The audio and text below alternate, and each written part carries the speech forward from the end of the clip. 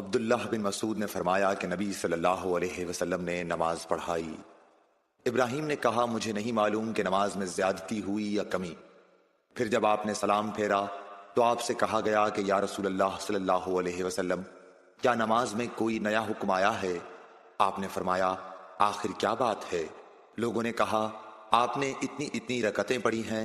یہ سن کر آپ صلی اللہ علیہ وسلم نے اپنے دونوں پاؤں پھیرے اور قبلے کی طرف منہ کر لیا اور سہو کے 2 سجدے کیے اور سلام پھیرا، پھر ہماری طرف متوجہ ہوئے اور فرمایا کہ اگر نماز میں کوئی نیا حکم نازل ہوا ہوتا تو میں تمہیں پہلے ہی ضرور کہہ دیتا، لیکن میں تو تمہارے ہی جیسا آدمی ہوں، جس طرح تم بھولتے ہو میں بھی بھول جاتا ہوں، اس لیے جب میں بھول جایا کروں تو تم مجھے یاد دلایا کرو، اور اگر کسی کو نماز میں شک ہو جائے تو اس وقت ٹھیک بات سوچ لے اور اسی کے مطابق نماز پوری کرے، پھر سلام پھیر کر 2 سجدے سہو کے کر لے۔